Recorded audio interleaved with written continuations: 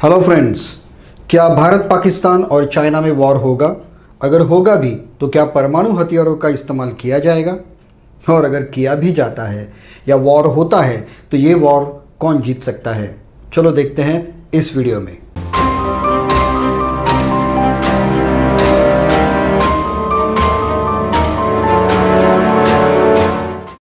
Hello friends, welcome to Pebbles and welcome to my dear Zindagi show. Video शुरू करने से पहले प्लीज़ इस वीडियो को लाइक और शेयर कर दीजिए और इस चैनल को सब्सक्राइब कीजिए और बेल आइकॉन दबाने को मत भूलिएगा, क्योंकि मेरे अगले वीडियोस के नोटिफिकेशंस आपको इजीली मिल जाएंगे। तो चलो शुरू करते हैं। अभी फ़िलहाल आर्टिकल 370 को हटाने के बाद जो भी बहुत ही भूचाल सा आ गया है, पाकिस्तान चाइना इंडिया के बीच में जो भूचाल आ गया है, इसको लेकर वहाँ कई लोग ये बता रहे हैं कि भारत और पाकिस्तान का वॉर होगा। और अगर वॉर होगा तो पाकिस्तान खुलेआम धमकी दे रहा है कि हम परमाणु हथियारों का इस्तेमाल कर सकते हैं।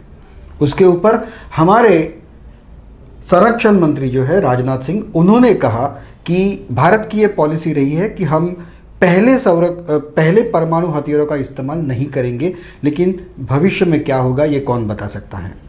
इसका मतलब ये है कि भारत भी परमाणु हथियारों का इस्तेमाल कर सकता है। सोचने वाली बात ये है कि सारी दुनिया, ऑफ कोर्स चाइना और पाकिस्तान को छोड़कर सारी दुनिया ये मान चुकी है कि ये जो आर्टिकल 370 का मुद्दा जो है वो भारत का इंटरनल अफेयर है। इसमें किसी दूसरे राष्ट्र को दखल देने की कोई ज़रूरत नहीं है। तो फिर पाकिस्तान इतना बौखलाया हुआ क्यों है? बात बहुत ही सीधी सादी और सिंपल है। पाकिस्तान के कई इलाके ऐसे हैं, कई भाग ऐसे हैं कि जो अशांत है। जैसे बलूचिस्तान है, जिसे पाकिस्तान ने ज़बरन कब्जा करके रखा हुआ था, उसे स्वतंत्र होना है। और भी कोई इस हिस्से ऐसे हैं जैसे कि पाक ऑक्यूपाइड कश्मीर, जहाँ के लोग ये नहीं चाहते कि वो पाकिस्तान में रहे और उन्हें आइदर इंडिया में शामिल होना है या फिर उनका स्वतंत्र इलाका उन्हें चाहिए।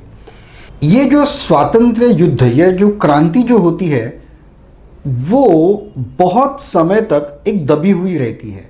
उसे एक प्रकार से ट्रिगर करने की ज़रूरत होती है, और ये ट्रिगर तब स्विच ऑन हुआ जब भी भारत ने जम्मू कश्मीर में आर्टिकल 370 को हटा दिया, जिसे बहुत लोग कहते थे कि 200 साल भी लगे तो भी ये हो नहीं सकता, मोदी अगर 10 बार भी प्रधानमंत्री बने तो भी ये हो नहीं सकता, लेकिन उन्होंने कर दिखाया। उसका जो कंसिक्वेंसेस है, उसके जो परिणाम है, उसने एक ट्रिगर जैसा काम किया और पाकिस्तान के बलूचिस्तान, गिलगिट बाल्टिस्तान और सिंध प्रांत में जो क्रांति दबी हुई थी वो खुलकर बाहर आ गई। सरेआम वहाँ पे लोगों ने मोदी का जय जयकार किया, भारत का जय जयकार किया, और उन्होंने ये इच्छा प्रकट की या भारत को संदेशा भेजा कि हमें भारत में शामिल होना है या फिर हमें स्वतंत्र होना है, भारत हमें मदद करे। पाकिस्तान जो एक भिखारी देश है, उसने पूरे विश्व में दौरा किया, सारे विश्व का ध्यान अपनी ओर बटाने को और उनसे मदद मांगने के लिए, और भारत के अगेंस्ट प्रोपेगेंडा किया, लेकिन उसका कोई भी फ़ायदा नहीं हुआ। चाइना छोड़ के किसी ने भी उनको खड़ा भी नहीं किया। तो सबसे पहले हम ये जान लेते हैं, या सबसे पहले हम देखते हैं कि क्या पाकिस्तान इसके ऊपर वॉर कर सकता है या नहीं। बहुत सारे एक्सपर्ट्स हैं, न्यूज़ चैनल्स हैं, वो बहुत सारे ओपिनियंस अपने अपने दे रहे हैं।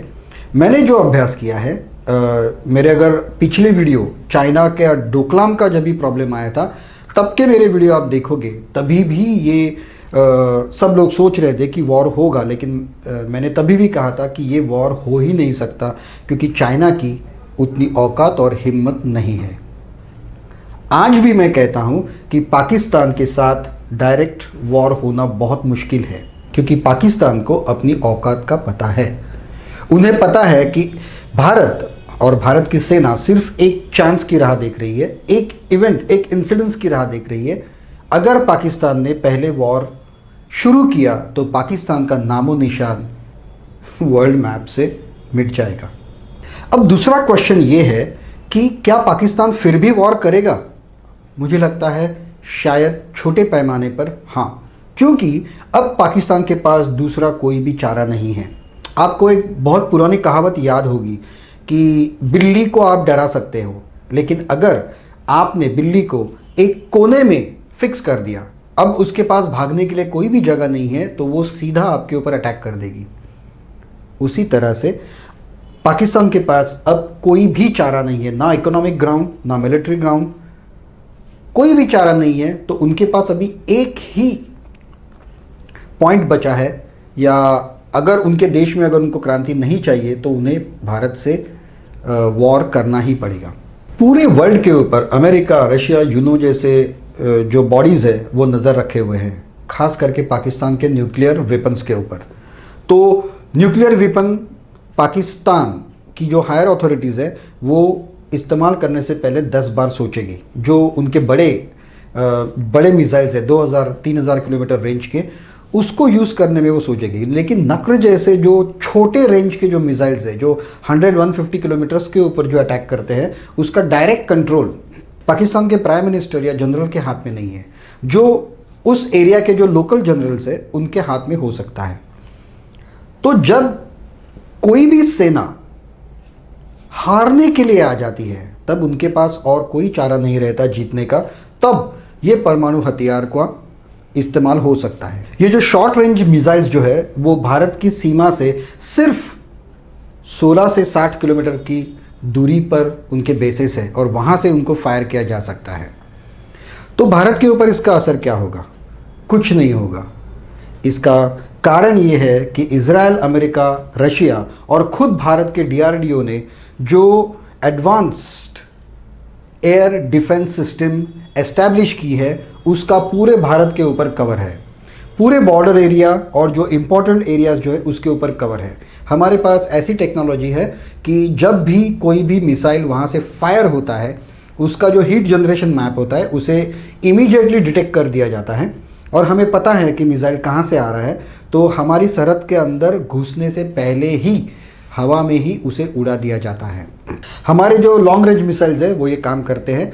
जो पहला टायर है, अगर वहाँ से भी भेद कर आना तो मुश्किल ही है, लेकिन अगर भेद के आ भी गया तो भी जो सेकंड टायर है उसे भेदना नामुमकिन है। तो इस तय पर पाकिस्तान छोटे न्यूक्लियर मिसाइल से अटैक कर सकता है। दिल्ली जैसे, दिल्ली जैसे, मुंबई भी नहीं, मुंबई भी काफ़ी दूर है उनके शॉर्ट रेंज मिसाइल से, लेकिन दिल्ली, चंडीगढ़ हुआ, दिल्ली हुआ, पंजाब के कुछ एरिया हुए, अमृतसर हुआ, ये एरिया पे अटैक हो सकता है। पाकिस्तान को ये पता है कि अगर न्यूक्लियर मिसाइल फायर कर दिया गया तो पूरी दुनिया, चाइना के साथ पूरी दुनिया उनके अगेंस्ट हो जाएगी। भारत को रोकने की हिम्मत या कोशिश कोई भी देश नहीं करेगा और पाकिस्तान का पूरा नामो निशान इस दुनिया से मिटा दिया जाएगा। पाकिस्तान की पूरी पूरी आर्मी, ISI और पाकिस्तान का जो मंत्रिमंडल है उन्हें ज़ीरो कर दिया जाएगा। और ये बात कोई नामुमकिन नहीं है, क्योंकि सेकेंड वर्ल्ड वॉर के बाद जापान की यही हालत कर दी थी। उनकी सारी की सारी आर्मी ज़ीरो कर दी थी और उनको आर्मी रखने की इजाज़त अभी भी नहीं है। तो ये हो सकता है। अब पाकिस्तान का साथ इसमें कौन देगा? चाइना पाकिस्तान का साथ ज़रूर देगा, क्योंकि आपने अगर देखा है कि वर्ल्ड में पाकिस्तान का सिर्फ एक ही दोस्त है और वो है चाइना। बाकी कोई भी देश उन्हें खड़ा भी नहीं कर सकता। और चाइना उनका दोस्त क्यों है? अगर पूरा वर्ल्ड उनके अगेंस्ट है तो चाइना उनका दोस्त क्यों है? इसका कारण भी मैंने आपको एक पिछले वीडियो में बताया था, जो वीडियो था CPEC के ऊपर। CPEC, China Pakistan economic corridor, जिसमें चाइना के कम से कम $100 बिलियन घुसे हुए हैं। ये प्रोजेक्ट पूरी तरह से रुका हुआ है। उसका कारण ये है कि वो जो CPEC है वो POK से गुजरता है और भारत ने उस पर ऑलरेडी ऑब्जेक्शन दिया है। उसके बारे में अगर डिटेल जानकारी चाहिए तो मेरे पिछले वीडियोस देखिए, जहां पे मैंने CPEC के बारे में एक डिटेल वीडियो बनाया हुआ है। हाल ही में चाइना ने भारत के साथ भी हाथ मिलाने की कोशिश की। चाइना ने ये डिक्लेयर किया कि CPEC में आप शामिल हो जाइए। क्यों? क्योंकि भारत ने डिक्लेयर किया था आप POK से रास्ता तो बना रहे हो, प्रोजेक्ट तो बना रहे हो, लेकिन हमें जब चाहे हम उसे उड़ा देंगे। तो इसलिए चाइना ने इंडिया से भी हाथ मिलाने की कोशिश की, लेकिन इंडिया ने अभी तक उसका कोई जवाब नहीं दिया है। हालांकि इंडिया का जवाब तो ना ही है, 100% ना है। तो अगर ये $100 बिलियन अगर सेव करने हैं और इंडिया के ऊपर प्रेशर बनाए रखना है, तो चाइना हमेशा पाकिस्तान का साथ देगा इंडिया के अगेंस्ट। अब पाकिस्तान का मेन प्रॉब्लम जो है वो ये नहीं है कि हम जम्मू कश्मीर में क्या कर रहे हैं। पाकिस्तान का मेन प्रॉब्लम जो ये है, आप यहाँ पे देख सकते हो कि ये जम्मू कश्मीर, ये एक्चुअली ये पूरा का पूरा जम्मू कश्मीर का एरिया हमारा था, और ये जो रेड लाइन शेडेड पार्ट जो दिख रहा है वो है पाक कंट्रोल और पाक ऑक्यूपाइड कश्मीर, और ये है भारत। लेकिन आप अगर देखोगे यहाँ पे लिखा है इंडियन कंट्रोल्ड कश्मीर। चाइना, अगर आप सीपेक के मैप्स अगर देखोगे या चाइना से निकाले हुए मैप्स अगर देखोगे, तो उन्होंने सीधा सीधा लिख दिया है कि इंडियन ऑक्यूपाइड कश्मीर। वो लोग तो ये मानते ही नहीं कि जम्मू कश्मीर भारत का हिस्सा है। और पाकिस्तान ने इसे जब ऑक्यूपाई किया, तभी ये जो चाइनीज कंट्रोल लिखा है, तभी ये इलाका पाकिस्तान ने चाइना को गिफ्ट दे दिया, जैसे उनके बाप की जागीर हो। अभी वहां पे जम्मू कश्मीर में बहुत सारा इलाका पाकिस्तान के कब्जे में है और कुछ इलाका चीन के कब्जे में है। अब अगर भारत पीओके के ऊपर अटैक करता है, अभी तो ऐसे बातचीत चल रही है, अमित शाह जी ने कहा कि जब हम जम्मू कश्मीर की बात करेंगे तो ये ध्यान में रखिए कि हम जम्मू कश्मीर, पीओके और अक्साई चीन की बात कर रहे हैं। जो पूरा का पूरा जम्मू एंड कश्मीर है, प्राचीन काल से जो हमारा है, वो हम वापस लेके रहेंगे। मैंने पहले ही कहा था कि जो ये 370 की घटना जो हुई, उसने एक ट्रिगर जैसा काम कर दिया, और वो ट्रिगर पाकिस्तान में 4 भाग जो है उसमें एक क्रांति की लहर दौड़ा दी। जैसे बलूचिस्तान है, गिलगिट बाल्टिस्तान है और सिंध प्रांत है। यहाँ पे अगर क्रांति होती है, भारत अगर पीओके के ऊपर कब्जा कर लेता है और वॉर की नौबत आती है, वॉर होता है, तो भारत सीधा पाकिस्तान के 4 टुकड़े कर देगा स्ट्रेट अवे। उसमें से 3 हिस्से जो रहेंगे उसके ऊपर इंडिया पूरा कंट्रोल कर लेगी। आइदर गिलगिट बाल्टिस्तान और सिंध प्रांत को भारत से जोड़ देगी, और बलूचिस्तान के लोगों को एक स्वतंत्र देश चाहिए जो पहले भी था। अगर वो स्वतंत्र भी हुआ तो भी भारत के अंडर ही रहेगा, और पाकिस्तान बचेगा एक छोटा सा टुकड़ा। वो भी ऐसा टुकड़ा जिसके पास न तो कोई आर्मी रहेगी, ना तो कोई डेवलपमेंट, अभी भी नहीं है, तभी भी नहीं रहेगी, और पाकिस्तान ऑफिशियली पूरा नामो निशान वर्ल्ड के नक्शे से मिटा दिया जाएगा। पाकिस्तान रहेगा, एक छोटा सा टुकड़ा बन के रहेगा, लेकिन उसकी कहीं औकात नहीं रहेगी। आपको ये चीज़ बता दूं कि इंटरनेशनल पॉलिटिक्स में ना तो कोई दोस्त होता है, ना तो कोई दुश्मन होता है। हर एक कंट्री अपने फ़ायदे के लिए इंटरनेशनल पॉलिटिक्स और उसके कंट्रीज़ को इस्तेमाल करती रहती है।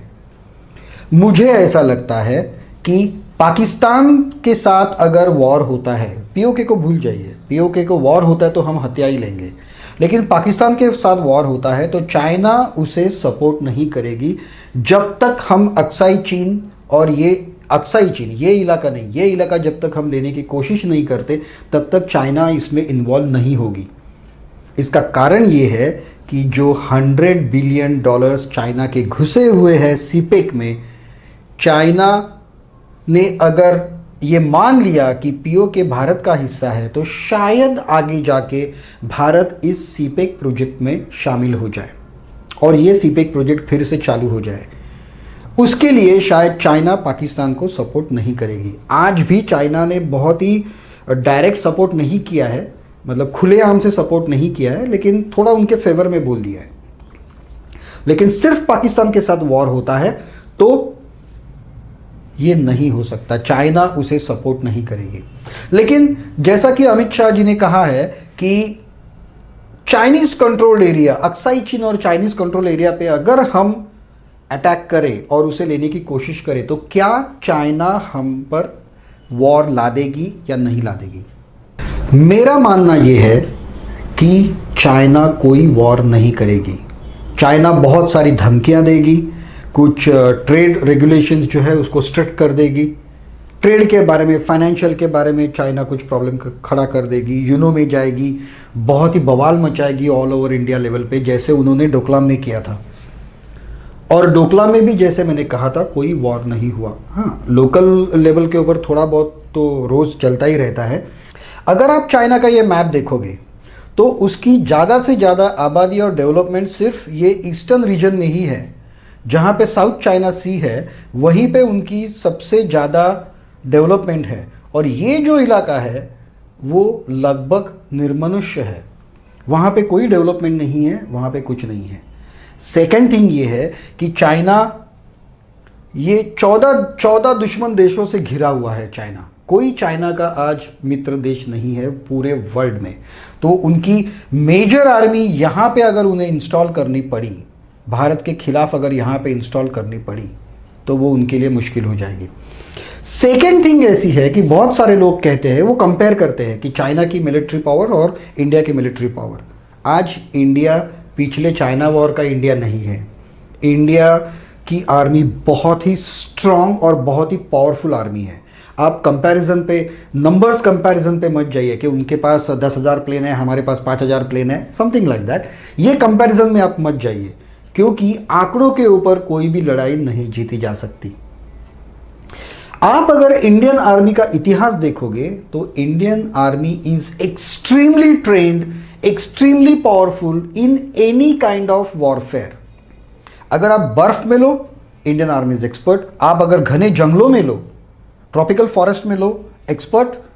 रेगिस्तान में हम एक्सपर्ट हैं। पहाड़ी इलाकों में, अफगानिस्तान के हिंदू कुश पर्वत और हिमालय के यहाँ जो पहाड़ी इलाके, बर्फीले और बिना बर्फीले पहाड़ी इलाके हैं, वहाँ भी हमारी आर्मी बहुत पावरफुल है। अगर आप हिंदी महासागर को अगर ले लो, अरेबियन सी और हिंदी महासागर, तो वहाँ पे तो हम किंग हैं। इंडिया पूरी तरह से हावी है उन हिस्सों पर। फिर चाइना क्यों नहीं इंडिया के ऊपर अटैक करने में क्यों डरेगी? सबसे पहली बात यह है कि हम यहाँ पे तैयार हैं। दूसरी बात, पूरा वर्ल्ड हमारे साथ होगा, पूरा वर्ल्ड हमारे साथ होगा। तीसरी बात, इंडियन आर्मी को पिछले 70 साल में या 50 साल में इतनी प्रैक्टिस है ऑन ग्राउंड इतनी ट्रेन और इतनी प्रैक्टिस है वॉर की, क्योंकि ये छुपा वॉर तो पाकिस्तान के साथ ये हमेशा चलता ही रहता था। ये वॉर तो चलता ही रहता था। अभी अभी जो हम लोग ने सर्जिकल स्ट्राइक्स किए या बालाकोट में स्ट्राइक किया, वहाँ से तो आप जान चुके होंगे कि इंडियन आर्मी कितनी अलर्ट है वहाँ पर, और हर जगह पे हमारे बॉर्डर्स पे कितनी अलर्ट है। इसका और एक कारण है, यहाँ का श्रीलंका का साउथ का जो पोर्ट चाइना ने स्पॉन्सर किया था और बाद में कहा कि हमारे पैसे वापस दे दो, नहीं तो पोर्ट हमें दे दो, और उसके हिसाब से उन्होंने अपने वॉरशिप्स वहाँ लाके खड़े कर दिए। इंडिया ने श्रीलंका को इमीडिएटली आगाह किया, सूचित किया कि ये वॉरशिप्स हटने चाहिए, वरना हम कुछ भी कर सकते हैं। और श्रीलंका ने उन वॉरशिप्स को तुरंत वहाँ से हटाने की सूचना दी चाइना को, और उल्टा इंडिया से कहा कि आप ये पोर्ट खरीद लीजिए, हमारा जो लोन है चाइना का उसे रीपे कर दीजिए और ये पोर्ट आप ले लीजिए। चाइना लेगा उससे अच्छा है आप ले लीजिए। वो भी इन फ्यूचर हो सकता है। जैसा मैंने कहा कि इंडियन आर्मी बहुत ही स्ट्रांग, बहुत ही अलर्ट एंड बहुत ही एक्सपीरियंस्ड है। क्यों? चाइना के पास बहुत सारे लेटेस्ट इक्विपमेंट्स है। अब आप देखिए, अमेरिका का एक उदाहरण लेते हैं। अमेरिका ने आज तक वर्ल्ड में कोई भी वॉर नहीं जीता है, ऑफिशियली नहीं जीता है। वो हवा से बॉम्बिंग करते हैं, क्लस्टर्स बॉम्ब यूज़ करेंगे, सब कुछ यूज़ करेंगे, लेकिन वॉर तभी जीता जाता है जब एक्चुअली मिलिट्री के लोग उस एरिया में उतरकर उसका कब्जा लेते हैं, तभी वो वॉर जीता जाता है। और वियतनाम जैसे छोटे देश ने अमेरिका को पूरी तरह से हरा दिया। इवन इन अफगानिस्तान में अमेरिका पर अभी ये नौबत आ गई है कि वो तालिबान के साथ निगोशिएट कर रहे हैं कि हमारे सैनिकों को वहाँ से सुरक्षित अपने देश लौटने दो, हमें वहाँ से लौटने दो। जिनके अगेंस्ट उन्होंने वॉर शुरू किया था उन्हीं से वो लोग भीख मांग रहे हैं, तालिबान के साथ निगोशिएशन कर रहे हैं। लेकिन इंडियन आर्मी की कंडीशन ऐसे नहीं है। एक अमेरिकन प्रेसिडेंट ने कहा था, give us the Indian army and we will conquer the world. Indian army technically tactical हिसाब से और शौर्य के हिसाब से वर्ल्ड में बहुत ही आगे मानी जाती है, नंबर 1 पे मानी जाती है। इक्विपमेंट्स की बात छोड़ दो, इक्विपमेंट्स की बात छोड़ दो, बाकी सारे तरीकों से इंडियन आर्मी बहुत पावरफुल मानी जाती है। तो चाइना उसके ऊपर, इंडिया के ऊपर डायरेक्ट वॉर सिचुएशन में कभी नहीं जाएगा, क्योंकि अगर चाइना ने इंडिया पर अटैक किया तो वो थर्ड वर्ल्ड वॉर शुरू करने जैसा होगा, क्योंकि आजू बाजू के चाइना के सारे देशों ने ऑलरेडी उनको बोल दिया है। ये सारे देशों के साथ हमारे पंतप्रधान नरेंद्र मोदी ने इतने अच्छे रिलेशंस बना के रखे हैं कि उन्होंने ऑटोमेटिकली बोल दिया है कि इंडिया से वॉर करना मतलब हम सबसे वॉर करना। तो चाइना की भी ये हिम्मत नहीं है। और न्यूक्लियर वेपन के हिसाब से चाइना एक सेंसिबल कंट्री है पाकिस्तान से, टेरर कंट्री नहीं है कोई। तो न्यूक्लियर वेपन्स तो वो भी यूज़ नहीं करेंगे, वरना आज के दुनिया में जो भी न्यूक्लियर वेपन देश यूज़ करेगा उसका नामो निशान इस दुनिया के मैप से, इस दुनिया से मिटा दिया जाएगा बाकी कंट्रियों के साथ मिलकर। तो न्यूक्लियर वॉरफेयर का तो सवाल ही नहीं उठता यहाँ पर। और चाइना हम पर अटैक भी नहीं करेगी। चाइना ज़्यादा से ज़्यादा बहुत ही बवाल खड़ा कर सकती है, इंटरनेशनल मीडिया में जा सकती है, यूनो में जा सकती है, इंटरनेशनल कोर्ट जाएगी, फाइनेंशियल रिस्ट्रिक्शंस डाल देगी, ट्रेड रिस्ट्रिक्शंस डाल देगी, लेकिन एक्चुअल एक्शन कभी नहीं लेगी। This is what I think. Doklam के टाइम में भी बहुत सारे लोगों ने कहा था कि वॉर होगा होगा होगा, तब भी मैंने कहा था कि वॉर नहीं होगा, क्योंकि उन देशों की ये औकात ही नहीं है। आज इंडिया एक कोई माने न माने एक सुपर पावर बन चुका है, और इंडियन आर्मी के ऊपर आज कांग्रेस का कंट्रोल नहीं है कि हवा में फायरिंग करो और छोड़ दो। आज इंडियन आर्मी को खुली छूट है कि अगर बॉर्डर के पार से एक गोली आती है तो यहाँ से 10 गोली जाएगी। तो इंडियन आर्मी को हराना चाइना के लिए नामुमकिन चीज़ है। तो अभी जो सब कुछ चल रहा है उसके ऊपर एक ही चीज़ हो सकती है कि इंडिया बहुत ही स्ट्रॉन्ग एक्शन लेके, पॉलिटिकली सपोर्ट पूरा ये लेके पीओके को पूरा कैप्चर कर सकती है। और पीओके के अगर कैप्चर कर लिया तो एक छोटे पैमाने पर वॉर पॉसिबल है। नक्र जैसे एक स्मॉल स्केल जो मिसाइल्स है, short range small scale missiles है, उसका लॉन्च भी शायद पॉसिबल है, शायद पॉसिबल है, लेकिन वो इंडिया के ऊपर नहीं गिरेगा, उसको हवा में ही उड़ा दिया जाएगा। हमारी एयर डिफेंस शील्ड बहुत ही स्ट्रांग है, वर्ल्ड की नंबर 1 है, जो रशिया से हमें मिली है। हमारे डीआरडीओ ने भी जो इन्वेंट की है वो भी बहुत स्ट्रांग है। तो मुझे नहीं लगता इसमें वॉर होगा। तो एज अ कॉमन सिटीजन हम क्या कर सकते हैं? हमारा जो अभी जो प्रॉब्लम, जो दुश्मन है वो चाइना है। पाकिस्तान हमारे लिए बहुत ही भिखारी देश है, बहुत ही फालतू कंट्री है चाइना हमारे लिए, पाकिस्तान हमारे लिए। तो चाइनीज़ के लिए हम लोग क्या कर सकते हैं? आजकल पेपर में बहुत जगह पे आ रहा है कि चाइनीज़ प्रोडक्ट को बैन कर दो, चाइना दिवालिया बन जाएगा। ऐसा कुछ नहीं होगा, क्योंकि चाइना का इंडिया के साथ इतना बड़ा ट्रेड भी नहीं है कि जो अगर रोक दिया जाए तो चाइना दिवालिया बन जाएगा। ऐसा कुछ नहीं होगा। उनका मेजॉरिटी जो ट्रेड है वो यूएस और यूरोप के साथ है। एक चीज़ हम लोग जो सामान्य नागरिक है वो ये कर सकते हैं कि चाइनीज़ प्रोडक्ट को खरीदना बंद कर दो। अब मैंने जो फेसबुक और न्यूज़ में या फेसबुक के ऊपर बहुत सारे लोगों ने दिया है कि चाइनीज़ प्रोडक्ट अगर लेना बंद करो तो आपके हाथ में भी तो चाइना का मोबाइल है। नहीं, आपको शायद पता नहीं है कि मेक इन इंडिया जो स्कीम चलाई जा रही है, नरेंद्र मोदी जी ने जो स्कीम चलाई है, उसमें इवन एप्पल कंपनी को भी बता दिया है कि सम 40 और 60% जो उनके प्रोडक्ट है वो इंडिया में ही बनने चाहिए, वरना हम आपका जो मार्केट लॉन्च है उसको बंद कर देंगे। अभी हाल ही में मैंने जो सैमसंग का S9 मोबाइल ख़रीदा, एक डेल का लैपटॉप ख़रीदा, उस मोबाइल और लैपटॉप दोनों के ऊपर straight away made in India लिखा हुआ है। कंपनी भले कहीं की भी हो, लेकिन वहाँ मेड इन इंडिया लिखा है। आप देख सकते हो कि बहुत सारे जो प्रोडक्ट्स, मोबाइल्स और ये सब प्रोडक्ट्स है, उसके ऊपर मेड इन इंडिया लिखा हुआ होता है। तो हम लोग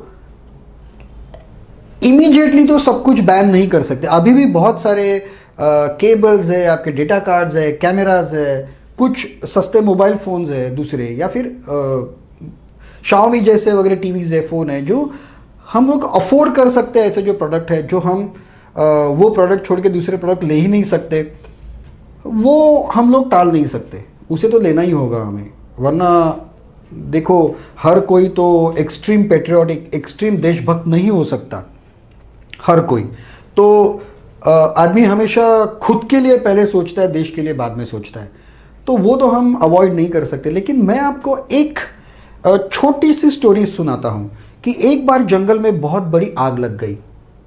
सारे जानवर जंगल छोड़ के भाग रहे थे, सारे जानवर, लेकिन एक छोटी सी चिड़िया नदी में जाकर पानी ला रही थी अपनी चोंच में, और वो आग के ऊपर डाल रही थी। लगातार वो ये चीज़ कर रही थी। जब दूसरे जानवरों ने पूछा कि क्या पागलपन है ये, तेरी चोंच में कितना पानी आएगा और ये जंगल की आग कैसे बुझेगी उसमें से, उस चिड़िया ने कहा कि नहीं बुझेगी, मुझे पता है कि ये आग नहीं बुझेगी, लेकिन इसके बाद जब जंगल का इतिहास लिखा जाएगा तब मेरा नाम बचाने वालों की लिस्ट में होगा, ना कि भागने वालों के। तो हम हमारी ओर से जितना हो सके, जितना हमें अगर रिप्लेसमेंट मिल रहा है, जितना हो सके चाइनीज़ प्रोडक्ट को बैन कर सकते हैं। That's all. ये जो है आज का मेरा विश्लेषण था। आपको कैसा लगा आप कमेंट्स में ज़रूर बताइए। बेखौफ रहिए, वॉर नहीं होगा।